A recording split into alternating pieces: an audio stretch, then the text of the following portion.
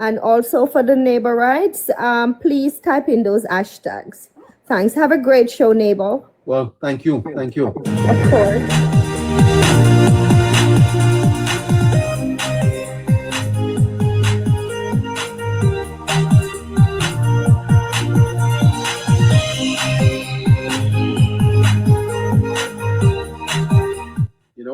For those of you who are already here, I've heard on Nationwide the challenges that they are having, staying on air, producing programs, and you see what is happening down at RGR. I want to say to my listeners that the Politics Plus podcast is a listener-supported show. Despite all the attacks that we have come under, and some of them have been personal, I have to thank Caroline for standing with us and for helping us with the bills. That's just the truth. She has helped to keep the show up. And the reason why this show costs is because of the work we put in behind the scenes. We run this program for 3 hours, but we work more than 3 hours to put it together. Most of the things that come up here are pre-prepared, pre-planned, pre-written. And so if you do not support us, we will not be able to continue. That's just the truth. And we're not asking you to give us your salaries. What we're asking you is to commit small amounts. If you truly appreciate the work that Politics Plus does, we ask you to show your support by giving something to the show. That is the only way that this show can remain on the air. I don't know about nobody else's show. I don't talk about nobody else. Me I talk about we. If I am going to be successful at this, I cannot do it without any support. That is just the fact. And therefore, I'm asking you to make a commitment to the show, whether for the anniversary or tonight or whenever, to send something so that we can continue going. I'll get back to this later on. It's just the way it is. We're not talking to those who don't want to. We're talking to our supporters. You love Politics Plus. You appreciate the work we do. We're asking you to support the program.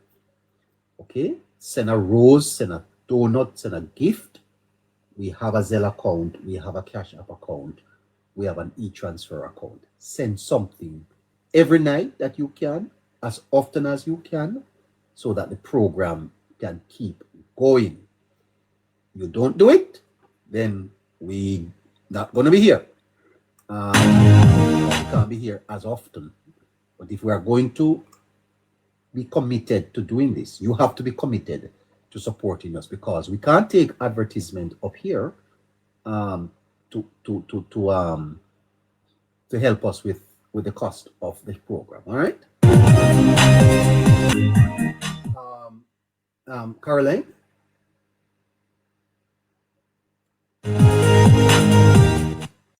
Yes, neighbor. Can you send me the Zelle account, please? Somebody's asking for it. Let me just give it to that person. Jamlink. Jamlink. Okay.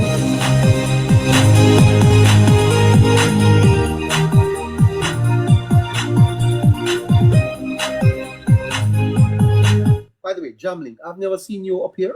Is it your first time up here? Or are you changing name? Thank you so much for the donut, Winsome. Thank you so much. Thank you so much, Jean Blair. Thank you, everybody.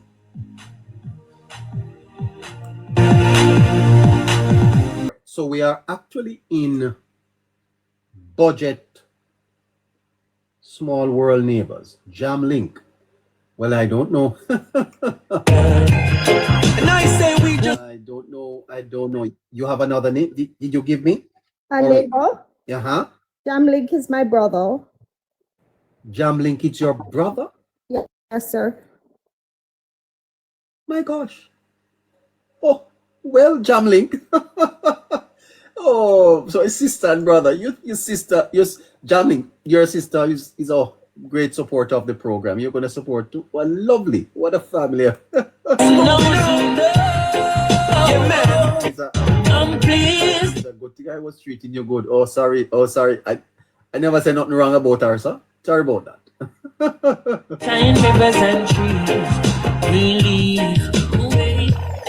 When me see John, me see away. Drastically. All right. Post this for me. 954-635-8732. That's 954-635-8732. Got that, Jamlink? I'm sure you know it. I tell you, that's 954-635-8732.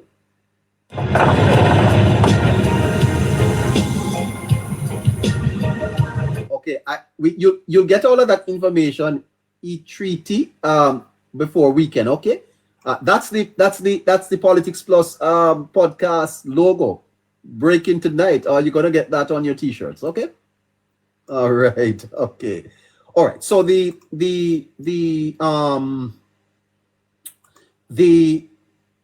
government is putting the final touches together for their budget. The finance minister is expected to open the budget on the 10th of March. Now,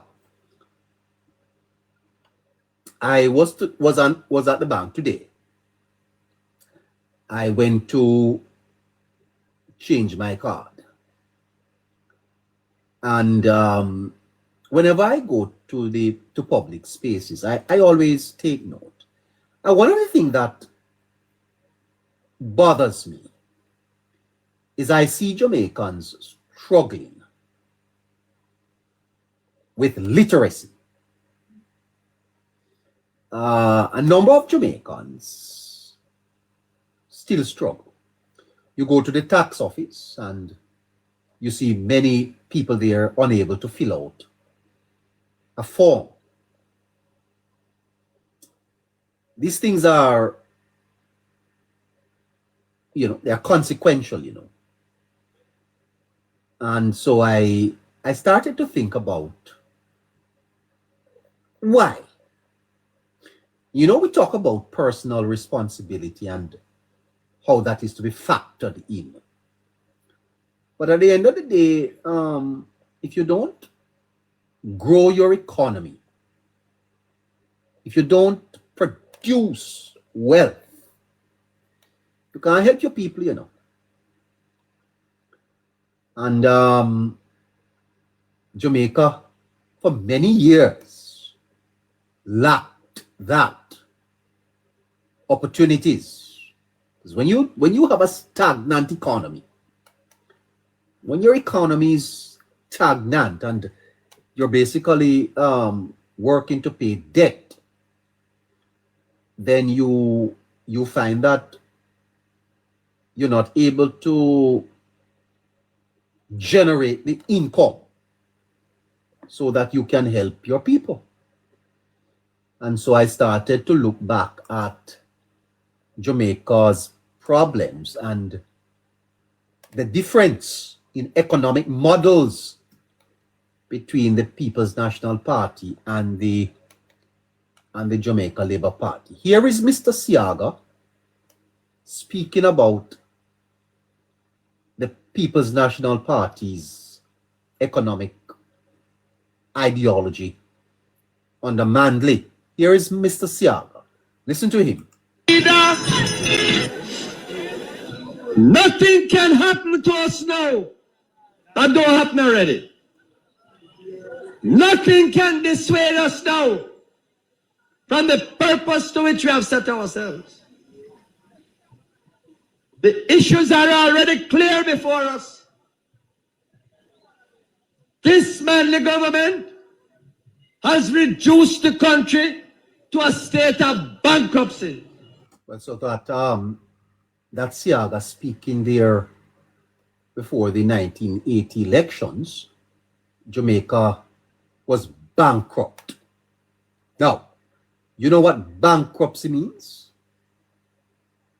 When you're bankrupt, it means that you spend off everything you got. You have no savings, nothing. You're virtually left to the debtors to come and take you over.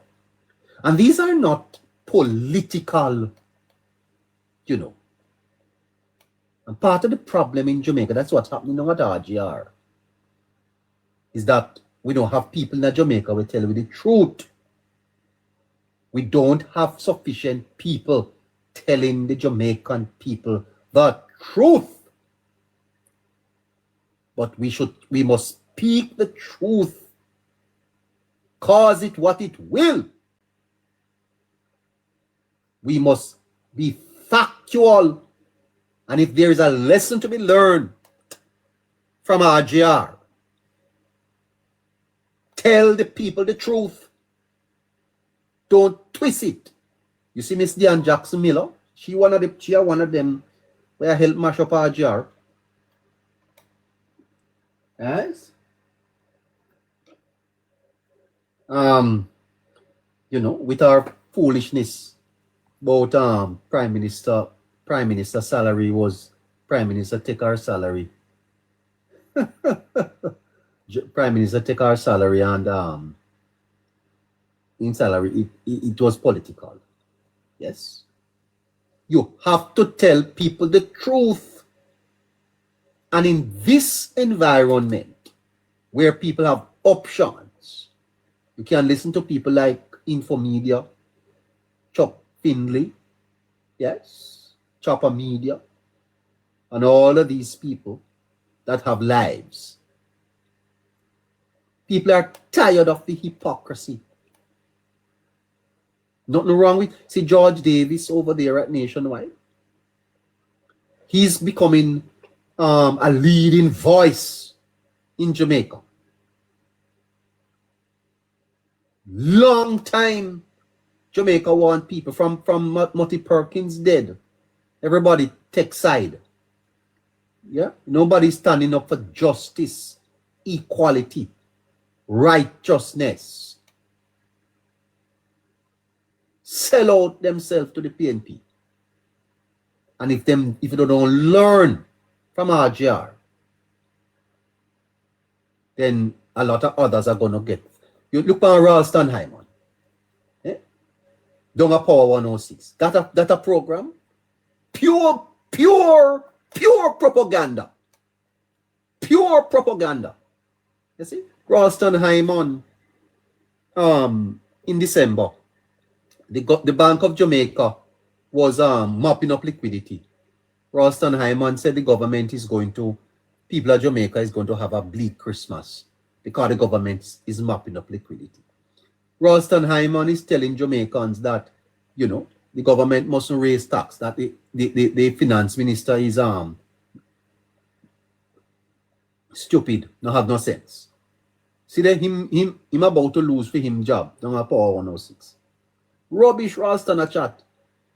And when you perpetuate this in the Jamaican psyche, especially upon a government that is clear as day that the Andrew Holness government is acting in the best interest of Jamaicans, what do you think are going to happen? You think advertisers are going to run to you? No, run to you. No, run to you. This program here, this little TikTok show that we do here, had 260,000 views in February. 260,000. You can't see them the numbers. Because people tired of the lie. You know, them the spin. I see all them in the crooks on the night of the debate telling Jamaicans about Mark Golding win debate. Mark Golding win which debate? Right? Coming out to tell Jamaicans about Golding win. Golding never win no debate. I coming right back. Golding no win no debate. It's just the PNP line them again. Coming back. Listeners, could you please repost the live? Tap and share, please.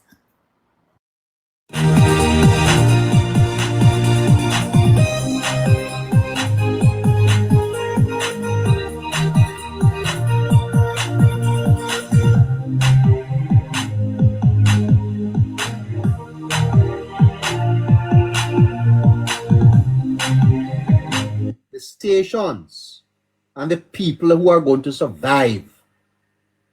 This is the people who are prepared to speak the truth. Not yes. Neighbor, may I interrupt you, please?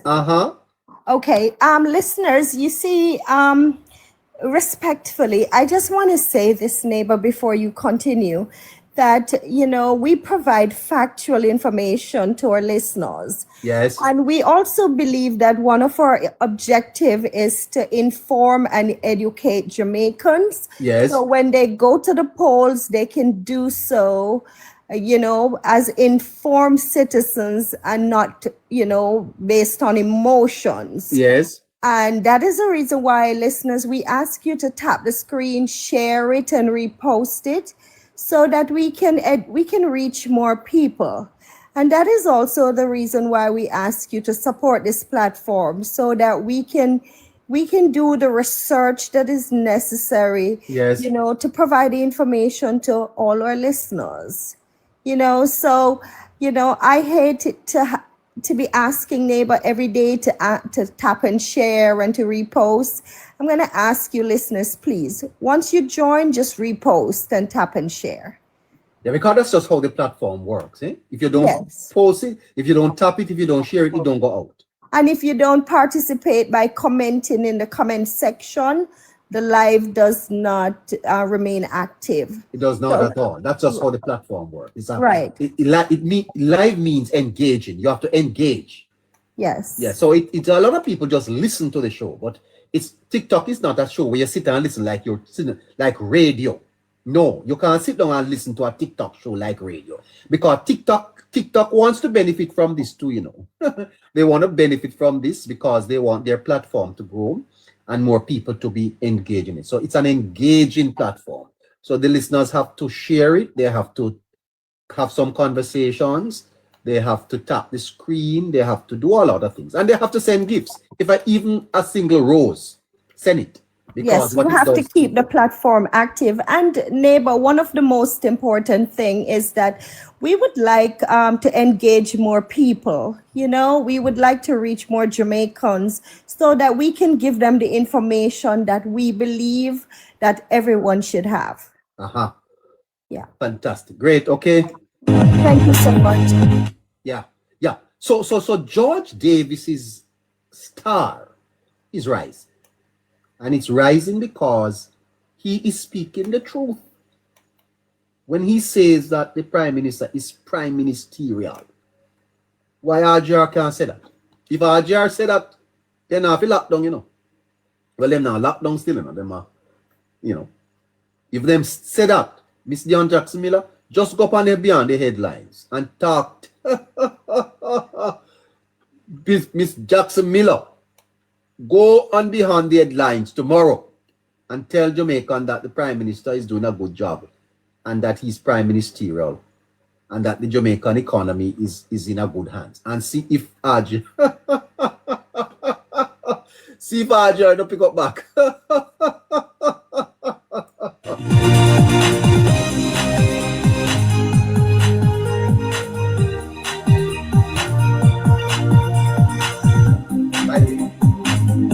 Andrew Holness said he wasn't going to take the salary increases all the politicians were taking at the time. He's now taking the increase, so his salary is now, as I said, 28.6 million, and more than 200% increase. So before I say anything else, I have to say, you hear that?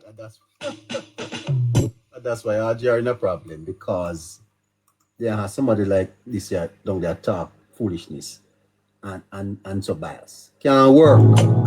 Jamaicans, let me tell you this. I'm not sure what people were expecting. He's saying he wasn't going to take the salary increase in 2023. It was obviously a political ploy ahead of an upcoming general election when the whole...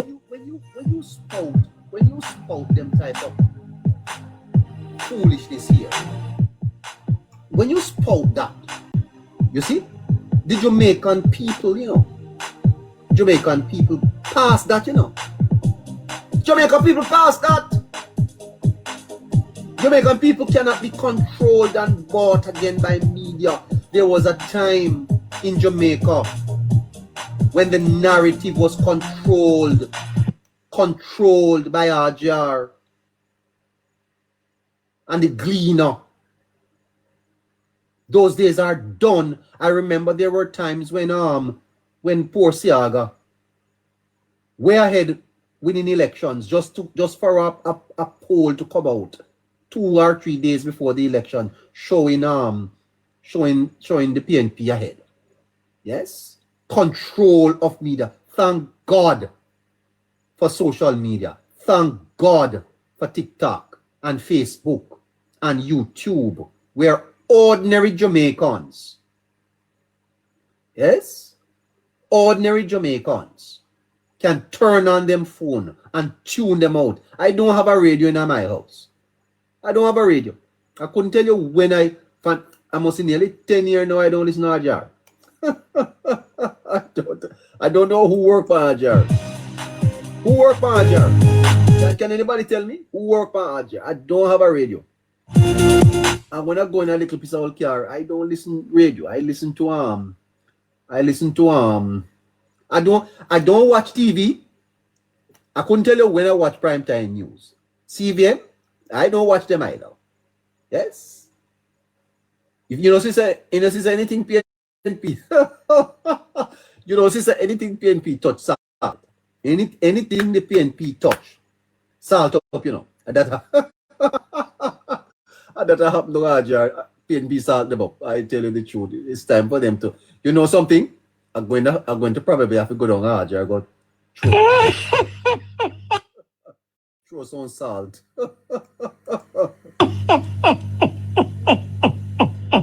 Anything PNP touch, Oh salt. gosh. That happened to RGR. Salt. Take over Power 106 and start it up. Oh gosh. I tell you. Beyond the headlines.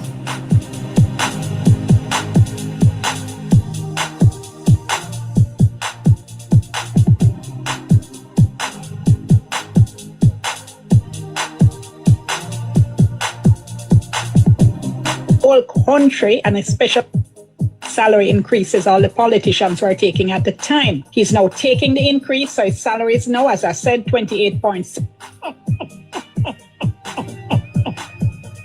Oh gosh.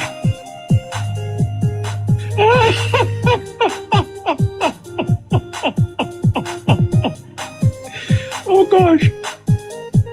You know what is fascinating? I have not seen one comment positive about RGR. And the directors at RGR should be very concerned. The Jamaican people not like RGR. The Jamaican people not like they not like the Gleaner. Because the Jamaican people are not, there's a narrative in Jamaica. There's a narrative in Jamaica that somehow we're not doing well. A lie. There is a narrative in Jamaica that somehow Jamaica is going backward. A lie. And that the Jamaican people feel. The Jamaican people don't feel so. And RGR keeps pushing this agenda with Ralstonheimer and Simon Crosskill and all of them. And that is the problem. It is the fact that they are not credible. Stations that are going to survive. If you're not playing music, if you're in talk, you have to tell the people the truth. Don't hide the truth. Right? The fact of the matter is that the country has advanced. That is the problem. And if there's anything to be learned, is that you must tell people the truth. Because today, ChatGTP did it. All type of platforms are available to counteract misinformation and disinformation. You can't fight against the Prime Minister in Jamaica and expect to survive in media. You cannot do it.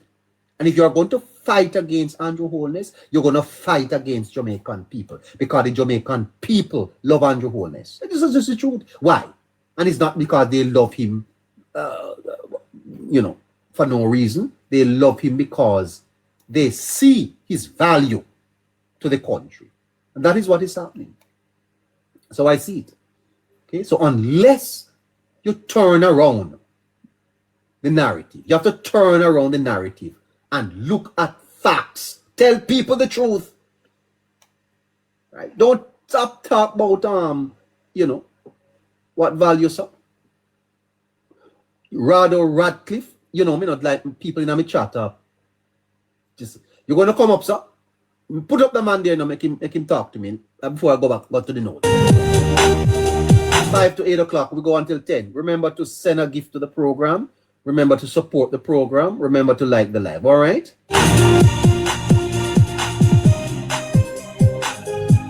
All right. Let's go back to Edward Siaga speaking about the leader. Nothing can happen to us now that don't happen already. Nothing can dissuade us now from the purpose to which we have set ourselves. The issues are already clear before us. This manly government has reduced the country to a state of bankruptcy. This manly government... No, that's true. That's not propaganda. That's not lie. And if me play it, it's not because me I try to carry no line. I want to tell the people the truth that the People's National Party bankrupt Jamaica.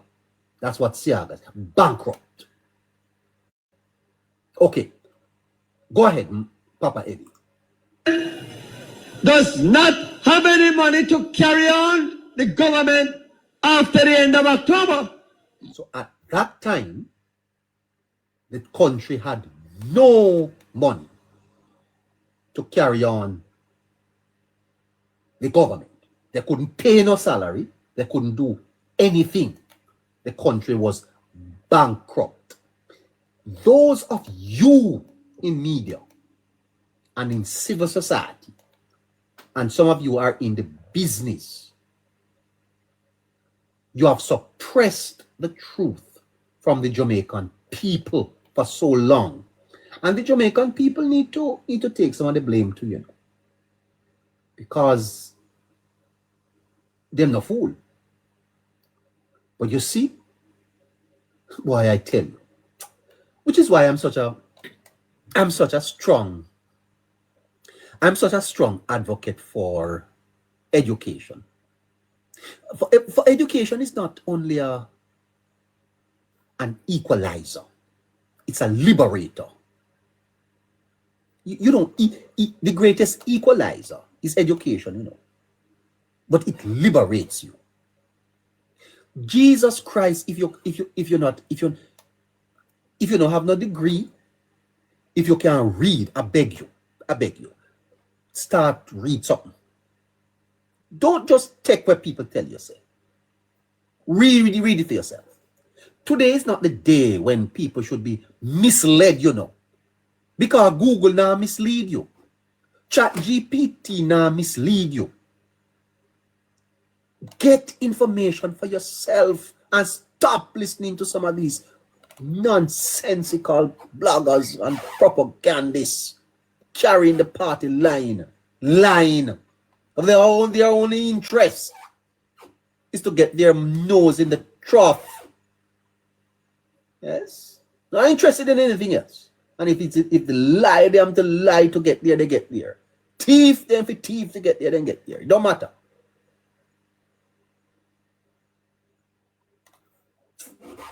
You have to lift up yourself, man. Lift up yourself.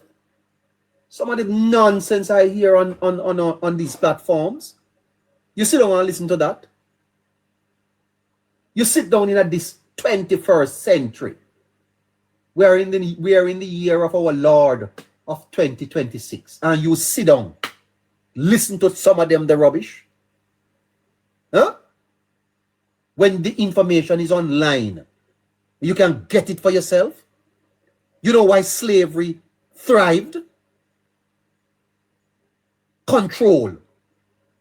Information was the man them control all the man them sperm. The womb of women were controlled. They had no control over themselves. They control all when them go do number 1 and number 2. You're free. Stop acting like you are enslaved anymore, man. You are free. Don't make nobody brainwash you. You are free. Right? Pick up your phone rather than sit down. Yes. Listen to Rosalie. Messing up your mind.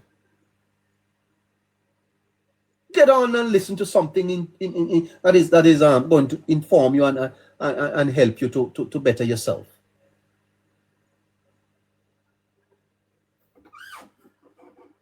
And if a lie you want in Jamaica, you have enough liars. Some of them are paid propagandists. They are promised positions, so they have to sing for them supper. I ain't singing for no supper over here, you know. And this is why I tell my people, I'm not into anybody's pocket. I don't want to be in it either. Before, so I come off of this. Me, come off of this. I will never sell my conscience. I will never sell my conscience. If I come up here and lie, I will never come up here and lie to you. On no one's behalf. And everything I say here, I can prove it to be truth. And if you want to say it is bad, truth can be biased, you know, and truth can be balanced. But you have some people in this country, Jamaica, their only interest is to see the PNP return to power. The only interest they have is to see the PNP return to power. And anything they need to do that, for that to happen, they will do it. And that is part of the problem now in RGR. Self-interest.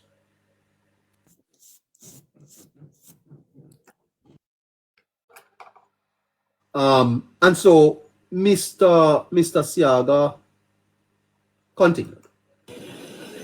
And those of you who wonder, why is it that this date of election has been set for the end of this month? The answer is very simple. It had to be the end of this month because I don't have any money to start November with. So that is an historical fact that under the Manley government, Jamaica was broke. Broke. No money at all. Now, let's forward to the 90s. And here is what we have. Listen. MAR and the PNP has been one of the most destructive forces. So follow me. Jamaica, them bankrupt in the 70s. People's National Party. And what I wanted to highlight later on is that there is a difference there is a fundamental difference between the PNP and the Jamaica Labour Party. I'm going to point it out to you. This is not propaganda. These are facts. Facts for the Jamaican people. You've been going to the polls uninformed. You have been going to the polls uninformed, go mark X. And it is time for the Jamaican people to stop going to the polls without the proper information. We get into this frenzy, this partying around election time. And we don't know the facts and the history. We don't know what we're voting for.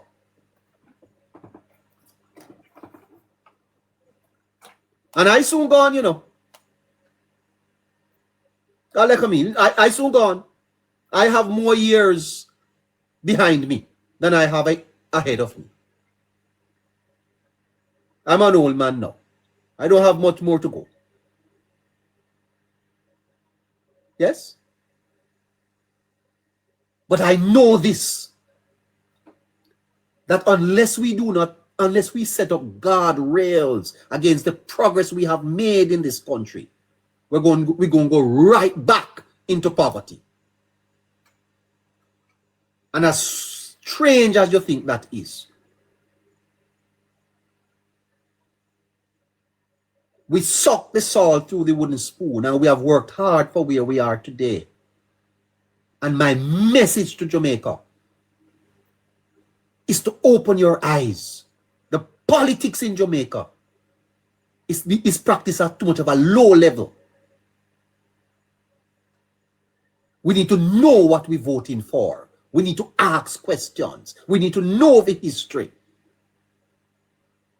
To be informed of our future. We need to be aware of our history and stop vote with emotions and talk about PNP and JLP. Me a diehard what? Diehard can put food on your table. Diehard can send your picnic go to school and fix road. You think diehard can buy dialysis machine in the hospital? Diehard can make you pick up part check. You think diehard give you $500,000 check to fix back your house? Diehard what? You can support whichever party you want to support, but good God, man, at least give credit where credit is due. And the government, the Andrew Holness government, has not gotten the credit. That's why RG are in a problem. You know, they're not telling people the truth. They have not gotten the credit. You could have. I don't care who you are. I don't care which party you support.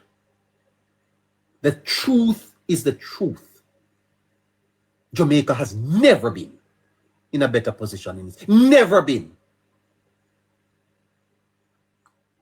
Is there perfection from this government? Absolutely not. Are there areas for improvement? Absolutely. Definitely. I am a bit of a social scientist, you know.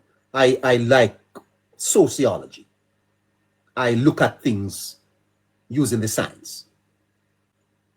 Right? Yeah, I do that.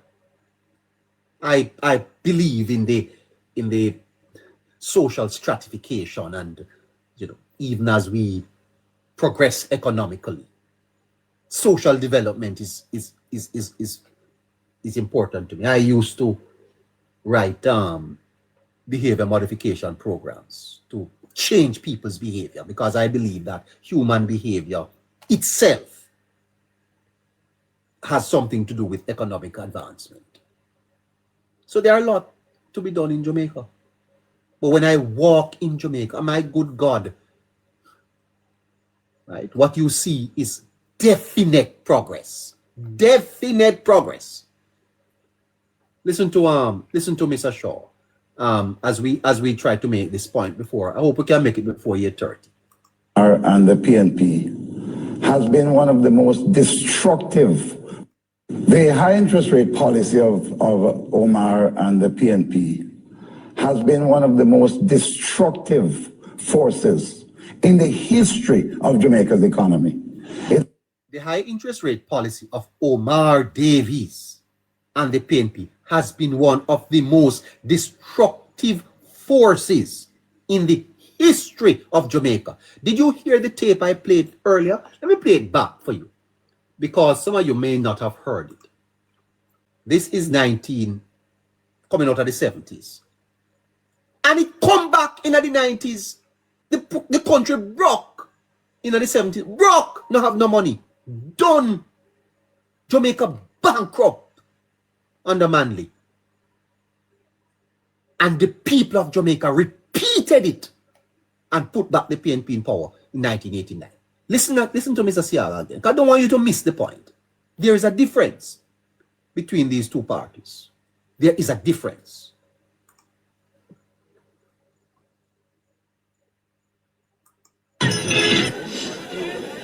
Nothing can happen to us now that don't happen already. Nothing can dissuade us now from the purpose to which we have set ourselves. The issues are already clear before us. This Manley government has reduced the country to a state of bankruptcy. There you go. Reduce the country to us. Now, tell me now, which comrade listening to me can come up tonight and tell me that's not true? That Jamaica had money in 1979. Which of you can come up here and say that that's not true? Send a request, come up. And what I want to point out to you is that history can repeat itself, because it did. The structural adjustments of the 80s, they were difficult times, you know. But we rode through that and we were in a better position until this. That was Siaga, the prophet. Here is Audley. The high interest rate policy of Omar and the PNP has been one of the most destructive forces in the history of Jamaica's economy. It led to the fact... No. We have had COVID. Listeners, we have had COVID. And COVID did not do to the economy what the PNP did. We have had Melissa, the worst hurricane in more than 100 years, did not do to Jamaica what the PNP did under Manley. The country was bankrupt. Bankrupt means you broke, mash up. And it came back in the 90s. So 70s, 80s, 90s. Most destructive. And when I went to the bank this morning and I saw Jamaicans there, can't sign the names. This is what hurts me. When I go to the tax office and I see Jamaicans there, adults, can't fill out a paper to get them driver's license. It hurt me. Because that is because we never managed our affairs during those decades so that these people could have gone to school, get an education, and today be better Jamaican citizens. And the multiplier effect of it is devastating. It hurt me. Barbados have a literacy rate of almost 100%. More than 300,000 Jamaicans can't read. Why? Listen to Mr. Shaw. Financial sector collapse, where over 40 financial institutions went. Entrepreneurs that previously had been heralded by him. Some of them are exiles abroad now. Many entrepreneurs lost their businesses. Many companies that were over 100 years old in Jamaica were destroyed and sold to foreigners. That is the legacy. And even one of his colleagues who sits in this room today described it as the greatest transfer of wealth from the poor to the rich since the abolition of slavery. The financial shock. That's it. Now, this lady works on IRA FM. Listen to her. Which began in 1991 in Jamaica, ballooned unchecked over the next 5 years until it exploded with a catastrophic bang in 1996. The explosion left shrapnel scattered over the financial landscape, which still impacted on the economy so many years later. My sister Valerie Dixon, what I want to bring out this morning is Yes. that a lot of people do not understand where this thing came from. And I want to just read a little from an appendix that was written in the Observer some time ago. It says, when Omar Davis, then PNP finance minister in the 1990s, began the process of dismantling the Central National Bank, it was done immediately after the Don Crawford-run entity had bought a significant sum of US dollars at a few dollars more than the price that the official exchange rate indicated. The bank did nothing which other banks were not doing in a time when an inept PNP government was struggling with managing a market economy which it knew little or nothing about. You hear that? An inept PNP government trying to manage a market economy that they know nothing about. First difference, that the PNP cannot manage a market economy. What the PNP knows to do is to distribute or redistribute. They don't know how to manage a market economy. And Mr. Ralston Hyman, who claims to be a world-class economist, don't tell them that. Why did the economy crash in the 1970s? Redistribution. If you do not have wealth, you can't read. If you are not generating wealth, you cannot redistribute it. A market economy is where capitalists, people invest in businesses or business. From those, you get taxes. Jobs are created. There's a multiplier effect. The money goes to the state uses those resources to take care of its people. The more you generate wealth, the more you will have to redistribute. If you're not generating the wealth, you cannot redistribute it. Don't talk about past program because you don't print money. Don't talk about them something. It's about the economy. You have to grow the economy, and the PNP has never been able to do that because their philosophy, their ideology is about redistribution. Listen a little bit more of that. My time is almost gone. What the sale of those dollars did was reveal that the very same finance ministry was covertly, that means underground, dispatching agents with huge stacks of cash in the trunks of their cars. You hear that? Omar Davis was presiding over a system where people were the black market buying US dollars in a them car trunk. I tell you the truth. You know, I can't even say much here so because it's technical. To buy US dollars at prices above the official exchange rate. The money was stolen eventually. And then thief the money. The people, the people who went out to buy the money to buy the US dollars. In a car show, then thief it. Then they thief the money. Oh gosh.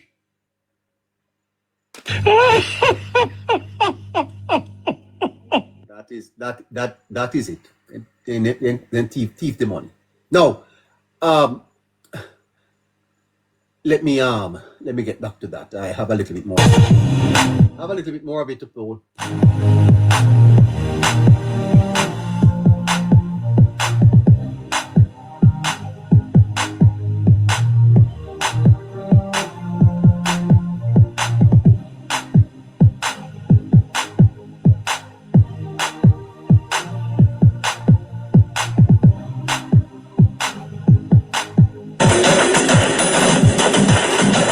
Explain to us.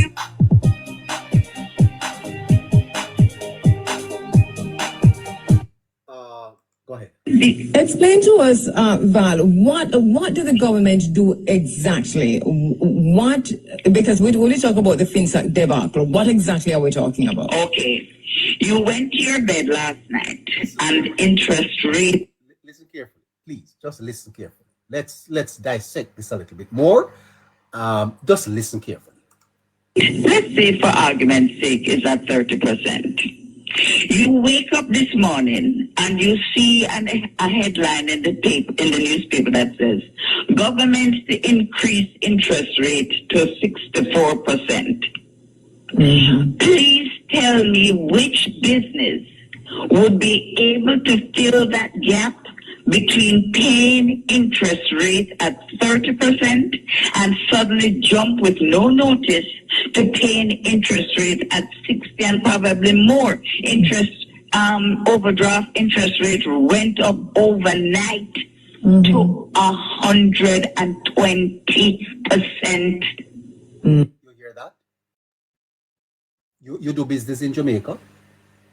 Interest rate went up overnight to 120%. Huh? And you're supporting that? Uno support that government? That is the government RGR batting for? That is the government they're batting for? Is a sticky wicket. Is a sticky wicket. I can tell you that. That bouncing, that the bounce. You can't play them the ball. Indefensible. Chat, all who don't want to chat. The PNP's record in Jamaica is bad. Bad. Because they haven't learned the market economy, the capitalist economy. More on that. And the impact of that action on businesses was what you are describing. That is exactly what I'm describing. Mm-hmm. So how is it that these people who are running business for over all these decades suddenly overnight become bad debtors? Mm-hmm. Do you see the point I'm making there? Yes, as a matter of fact, we were villainized. Yes. We were hounded down like common criminals. And we had to watch our businesses go up in smoke. Mm-hmm. While foreign investors came in, they got tax breaks, they got tax holidays, and we were what? Mm-hmm. Flung aside and discarded as rubbish. We were called bad debtors. That after more than a century of successful Jamaican businesses, the 1990s ushered in a period in which the positive relationship between productive entrepreneurs and their financial partners or banks came to a crashing halt. Thousands of healthy Jamaican businesses, some of which had grown to become regional and world beaters, were disdainfully discarded by our national economic stewards as bad debtors. Because although You heard that? You heard that? Thousands of Jamaican entrepreneurs were destroyed. Neighbors, some people unalived themselves. There are people I know, it lit their head. It lit their head, they don't recover from it. One man was seen walking down Constant Spring Road, struck, born naked. Naked. Some men lost their wives. People run away. Let me play for you again, because the context is very important. Listen again to Mr. Siaga in 1979. nothing can happen to us now that don't happen already. Nothing can dissuade us now from the purpose to which we have set ourselves. The issues are already clear before us. This manly government has reduced the country to a state of bankruptcy.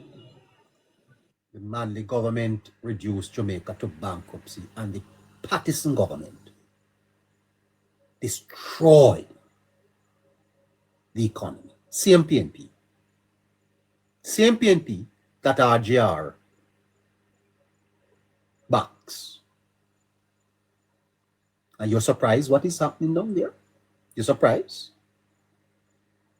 If you back the PNP, you're going to fail, because the PNP is a failure. If you back them, you're going to fail. Because there's nothing in the modern Jamaican reality that suggests, I see Damian Crawford, don't even bother with that. Crawford can't, nothing in the modern Jamaican reality that suggests that the PNP changed. And I'm going to show it to you. Not change yet. Okay? Now, let's listen a little bit more to this. Came into the party through Dr. Omar Davis because I knew him in the financial sector. This is Mark Golding, the now leader of the PNP, who was an advisor to the then Minister of Finance, Dr. Davis. Debtors. Because although I came into the party through Dr. Omar Davis because I knew him in the financial sector, where I had been like one of the leading corporate lawyers in Jamaica and very... Leading corporate lawyer. I need a glass of water. A leading corporate lawyer advised the finance minister like that. Yeah? Golding was a leading corporate lawyer recommended to the party by Omar Davis.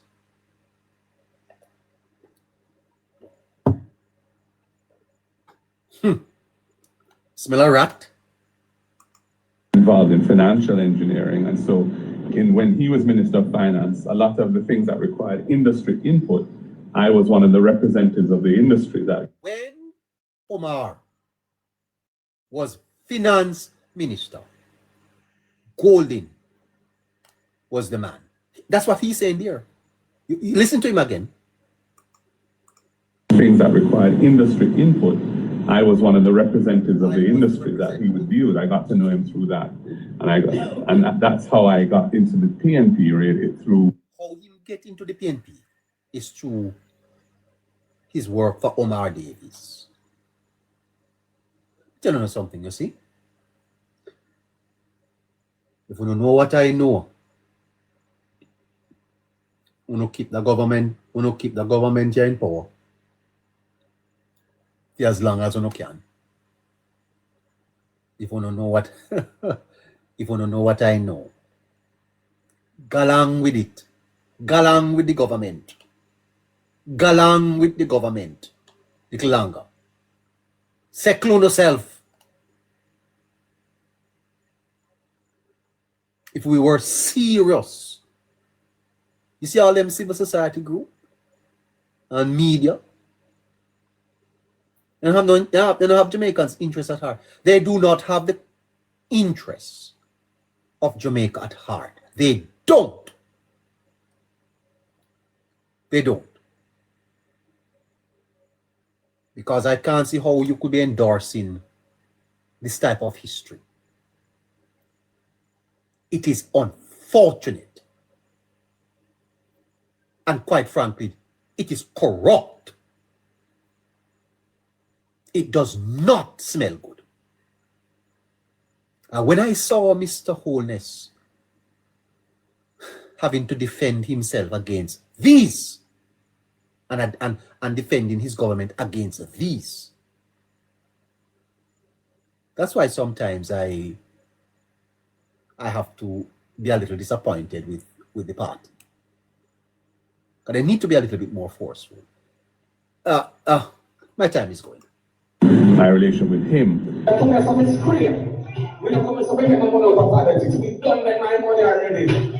hear that? A little muffled. Don't make him money already. You know, come here for some creep. You know, come here for make nothing out of politics. Because me don't make my money already. How? How was the money made? Because he was a top business lawyer. Don't make your money already. And you know, I don't think that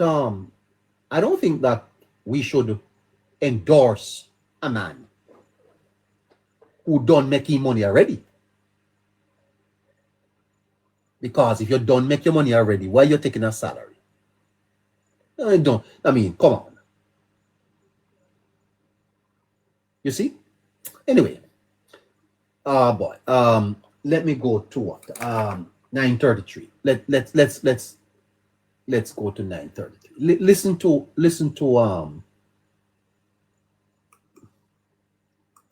The Minister of Finance is more worried about appeasing the credit rating agencies and the capital markets than providing relief for the suffering people of Jamaica. We can always recover lost ground in our effort to lower debt when the crisis has passed. The plan is to reduce the public debt as rapidly as possible to 60% of GDP by March 2028. We believe that Jamaica can afford to slow the pace of debt reduction at this time and use those resources to help the people get through these most difficult times. It is time to focus on helping our people. It is not the time for excessive fiscal conservatism. No. That is what you need to listen. Fiscal conservatism. The PNP don't practice that. That's number two.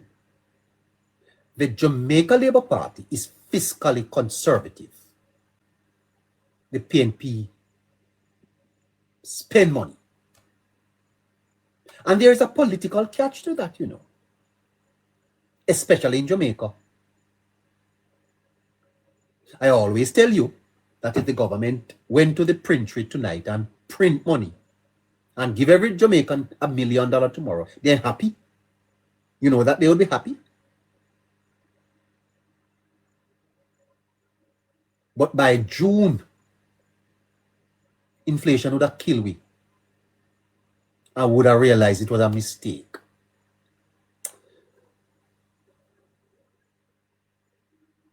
Mr. Clark is going to respond. The thing I love about the Jamaican people is their ability to identify a puppy show. But you know the real irony of the situation, Madam Speaker? Do you know the real irony?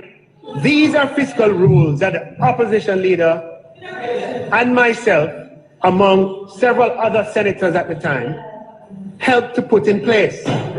And in opposition, I supported the then government's introduction of the amendments to the Fiscal and Audit Administration Act that strengthened Jamaica's fiscal rules. Mark Golding piloted those amendments in the Senate, and I supported it. So as Minister of Finance, I am abiding by the laws that he and I helped to put in place. And he seeks to label me for doing that. Now that's what you call an irony. But some people would even call it hypocrisy. You really think that Jamaican people can reason, don't you? Opposition leader cannot, on one hand, claim the high ground of having helped to strengthen Jamaica's fiscal rules, right?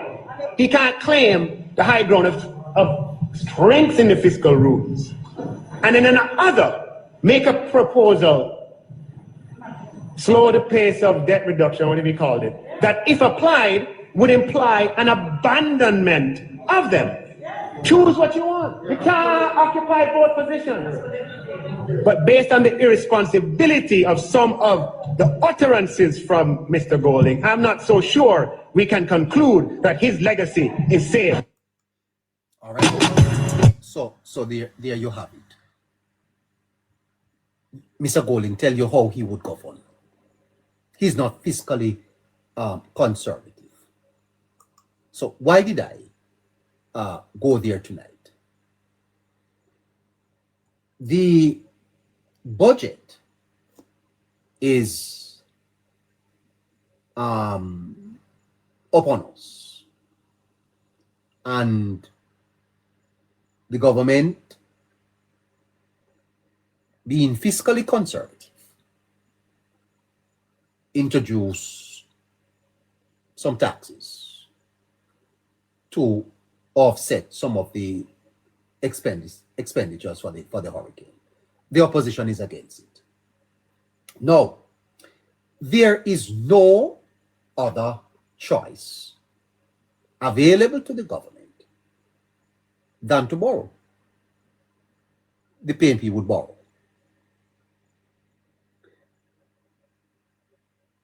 The modern economic posture of the PNP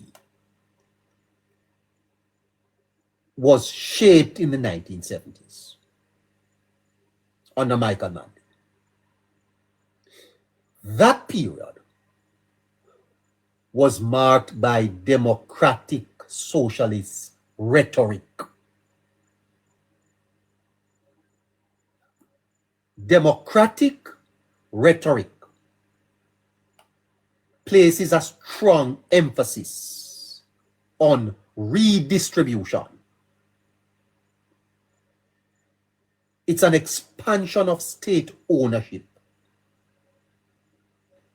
It includes wage advocacy and a belief that the state should play a leading role in restructuring society and correct inequalities. That is the socialist rhetoric. When you talk about fiscal conservative, that is not the PNP. PNP don't believe in fiscal conservatism. Mrs. Simpson Miller coined a term about balancing the books and balancing people's lives. That was IMF doctrine, not the PNP's doctrine. That's IMF doctrine. During the COVID period, for example, Mr. Golding, who I just played, argued for a less rigid adherence to fiscal conservatism, suggesting that the state should deploy more resources to protect vulnerable Jamaicans. You know what the PNP surrogates are suggesting for the hurricane? 400,000 and 1 million. 400,000, 500,000, and $1 million.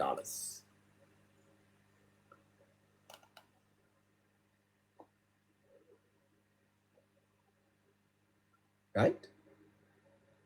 Historically, critics have argued that this posture risks overextension, particularly in a small or open economy like Jamaica, where borrowing costs, currency stability, and investor confidence very sensitive. Supporters argue that without bold state intervention, inequality, and opportunities for people remain restricted to already restricted to those who are disadvantaged. The Labour Party, on the other hand, is more market-oriented. What he calls fiscal conservative. It's fiscal consolidation. The posture of the government, especially this one, they have leaned towards fiscal discipline. Remember what I tell you, that if you do not expand your economy, you cannot help the people. Because if you help them from your savings, you're going to go broke. If the economy is not generating wealth, you talk about redistributing wealth, you have to generate it. Let me give you an example. Workers in Jamaica look forward for a bonus when Christmas comes. Bonus? Bonus? You get bonus? Companies normally pay bonus from profits. And if the worker don't get the bonus, then vex. But if the company don't make no money, when they pay a bonus. But the workers don't care, Even if the company go borrow the money and put the company in a debt, once them get them bonus, them fine. It don't work like that. It don't work like that. If you don't make it, it can't pay. Those of you who have employees that work for you, you know it. You run a small business, there are many weeks and month end when you can't meet the pay bill. Because the business don't make no money. But the worker expect to get them pay, You can't go tell them, say, well, the shop don't make no money this week. You have to pay them.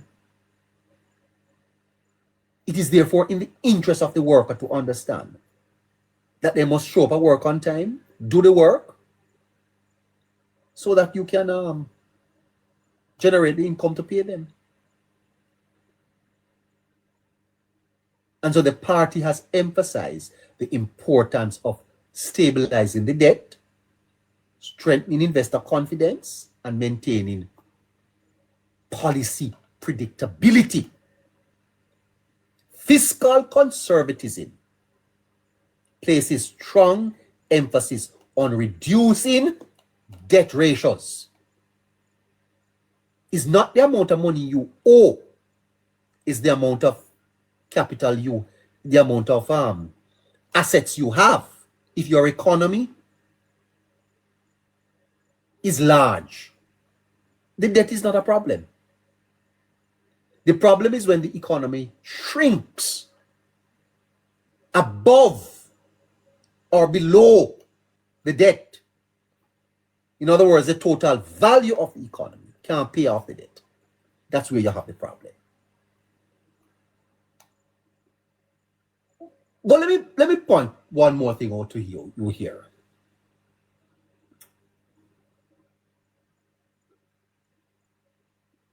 Because there is a view that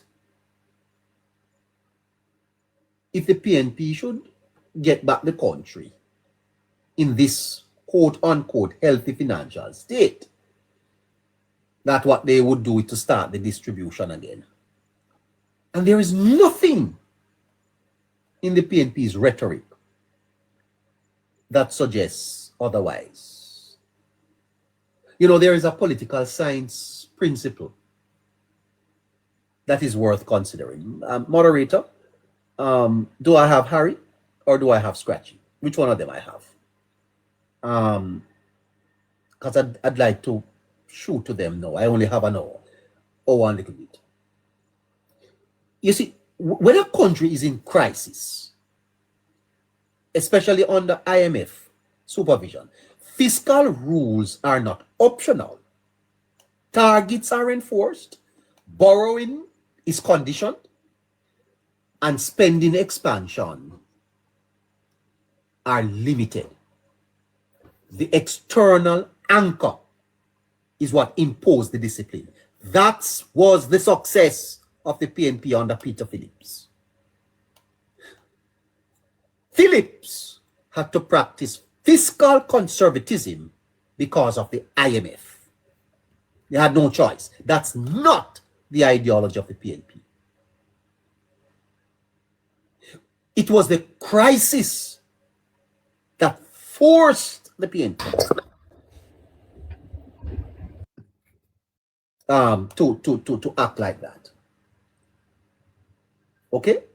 And so anyone who thinks that somehow the PNP can be fiscally conservative. No.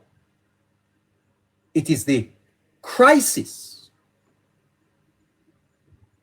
The fiscal rules were not optional. The targets were set by the IMF. Yes. And the borrowing was conditioned.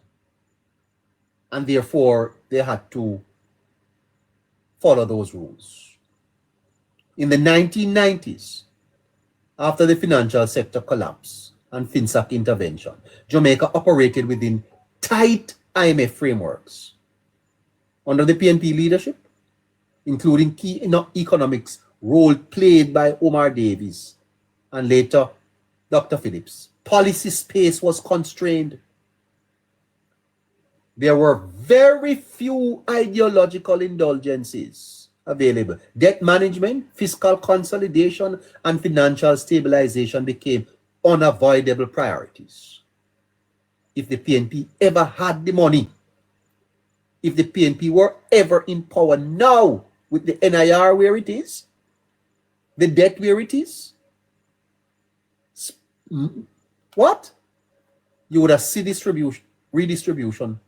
That's what Mark Golding said. Don't worry about fiscal conservatism. Spend money on people. You're not generating any income, but you must spend it. That is a stupid.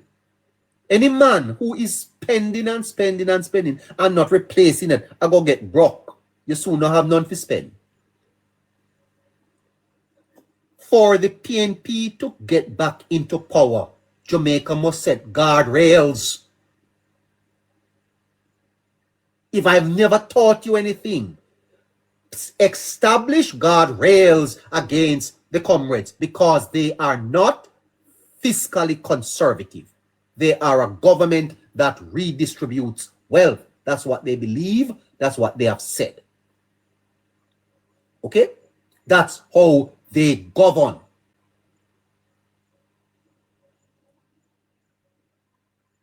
Now, contrast that with the 1970s under Manley. A period of ideological expansion without strong institutional fiscal constraints. The state grew aggressively. Capital controls tightened. Public sector intervention deepened. The result was not purely ideological failure. Global oil shocks played a role, but domestic fiscal posture amplified our vulnerability. You see what is happening now?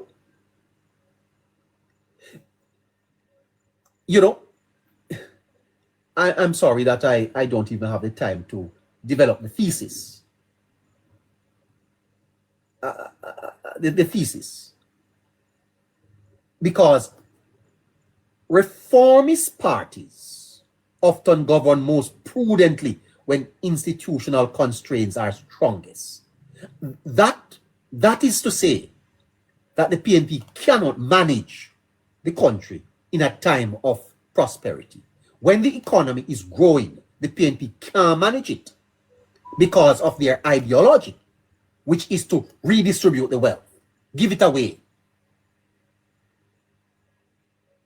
When the IMF is present, reformist ambition has to be filtered through fiscal arithmetic. When external discipline is absent, ideological expansion may face fewer barriers. You have to understand that.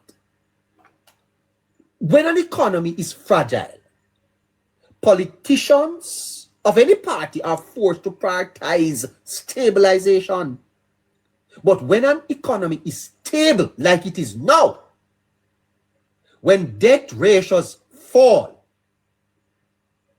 reserves are healthy, growth steady, political temptation increases. If there is one thing that gives me confidence in the leadership of Wholeness, is that he's not a run with it prime minister. If there was ever a time in this country when a government could have spent to win an election, it was in 2025. The health of the Jamaican economy gave the government the latitude to have spent enough money to win the election, and the government chose to be fiscally conservative. In my view, that's very commendable. We never had Hurricane Melissa in September 2025, you know. That was the Jamaican economy in 2025 was poised for a 4% growth, more than 4%. And the government remained fiscally conservative. When the economy is fragile, politicians go to party. When it is not fragile, they tend to be a little bit more loose. Wholeness held on. My understanding, you know, and I heard this from good source, that there were people in the party urging Wholeness to spend money, make wild promises, yes, run with it, and he resisted it. Because when you have stability, it creates fiscal room. Fiscal room creates political pressure. Pressure from within your party. Political pressure invites expansion. This is not unique to Jamaica. It's a universal democratic cycle. And under the Prime Minister, Jamaica has significantly reduced its debt to GDP.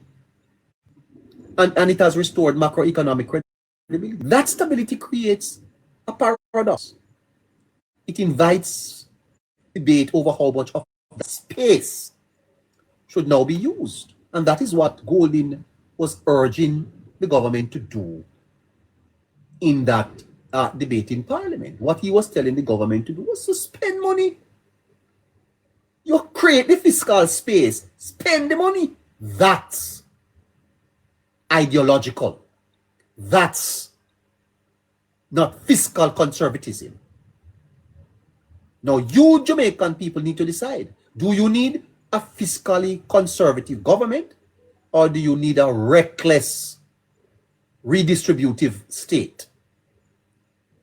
Because the reckless, redistributive state,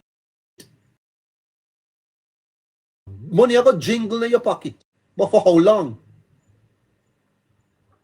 1 year of partying, and the next year you're sucking salt through the spoon. Right? So, a reformist party like the PNP, they argue that, the purpose of consolidation was to free space for social investment. So you consolidate, so you have space for your socialist programs. And they're arguing that now that stability exists, we could expand social programs more aggressively. No, during the hurricane, borrow money. The Jamaica Labour Party, on the other hand, who is fiscally conservative, is saying the purpose of consolidation was to secure permanent stability. You become fiscally conservative so you can secure permanent stability. You don't want to go back to broke. You ever broke yet? You ever broke yet? If you ever broke and then you have some money, you will know what it feel like to broke. I don't know. Right now I I don't know, but you know, expanding too quickly, social programs that is, risk reversing the gains. So the deeper question is not whether we should spend more on the poor. It's about always being responsibly enough to arrive at a balance, right? Always to arrive at a balance. Now, I make one more point before I go to protecting Jamaica. In many post-colonial democracies, politics did not begin as ideological competition. It began at distribution. Distributive politics is attractive. Crash programs. You remember Jeep? You know, we have a Christmas work program in Jamaica, a pork barrel, you know, a pork barrel politics, where when Christmas come, every MP get 10 million or so for track grass. Them there's something they are pork barrel politics. Quite frankly, I never support it. The parish council should have money to keep our streets clean, or those should be done by the National Works Agency. Governments that have to be giving out Christmas work. Anyway, leave that alone. It's not ideological. It's the distributive patronage politics that is attractive. You give people jobs. You give them house, free house. You know, contracts, scholarships. You hear Mr. Crawford talk about one degree per household paid for by government. That they no go nowhere. That's not how you run a society, sir. You run a society by creating opportunities where people are less dependent on the state. Because when the state gets involved in your life, you feel an obligation to the state. Yeah, that's coming out of the ideological, foundation of the PNP. Crash programs not going away. When the state becomes the largest allocator of opportunity, political loyalty can become intertwined with material survival. I want to repeat that. When the state becomes the largest allocator of opportunity, political loyalty become intertwined with the material survival of people. People feel, say, they are wedded to the political party. That is part of the thing in Jamaica that I hate. 50 chicken and 2 bag of feed, and you get my vote. This is not, it's not unique to Jamaica. It is a structural feature of developing economies where the private sector is not dominant. It is the private sector that need to expand, that creates opportunities for the people, not the state. And you know, the PNP, particularly during and after the 1970s under Michael Manley, developed a deep grassroots organizational structure. It embedded itself in communities through activism, trade union alignment, and social mobilization. And that structure was purely patronage. It was not purely patronage. It was ideological. It was cultural, and it was community based. But this was where this expanded the state. It expanded the state, and that is why the PNP broadened its base. Its political base was broadened through that. And I want you to understand that the PNP commands that on the ground now. This patronage politics that expanded in the 70s. The network, it inevitable form around its resources, how you are able to distribute resources to people. Goat and cow and land. The key insight here is this, that when the state is central to opportunity, politics becomes central to survival. Repeat, when the state is central to opportunity, politics becomes central to survival.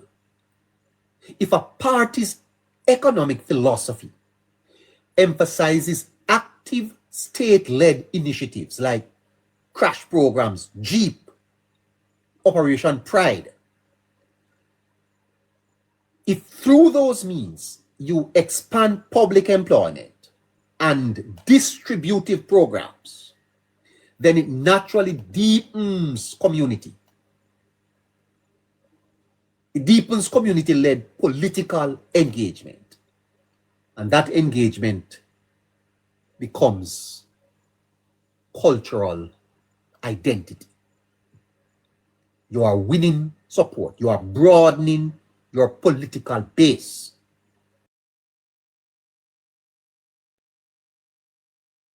Your political base.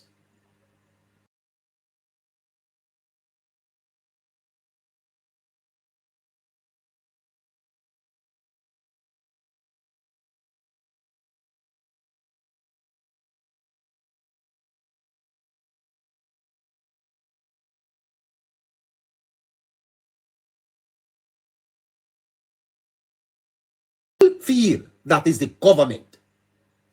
When the Christmas walk get out, you know, see how much people up on the road. Where they come from? A government money.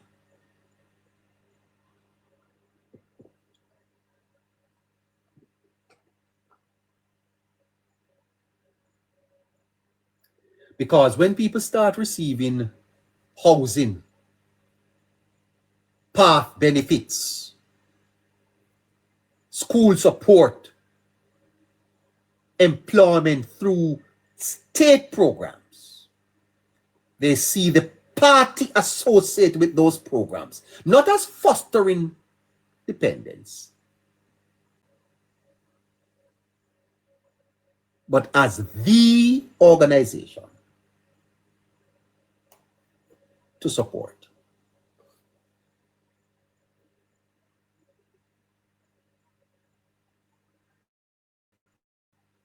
And that is why the PNP, at one time, people says PNP country. Everywhere you're going to Jamaica, they were on the ground with this. Strong constituency level organization, deep ties with trade unions, community-based mobilization, a narrative of social justice and empowerment. This creates an emotional loyalty. Economic conservatism, by contrast, that's the wholeness model, is less emotive. It speaks the language of debt ratios, primary surpluses. Wholeness is technocratic. It does not always create the emotional attachment, but it is solid. This is what the country needs. We don't need no emotional attachment. What we need is technocratic conservatism that builds the economic foundation that takes Jamaica from the menu and places it at the table. So, Reformist Party, their politics lies in proximity, being physically and emotionally closer to communities through programmatic presence. Because where the state is visible, the party associated with it becomes visible. I'm going to close here. I can pick this up back some other time. The point I want to make is that Jamaica must guard against any form of political culture that ties survival to partisan loyalty. Must guard against that.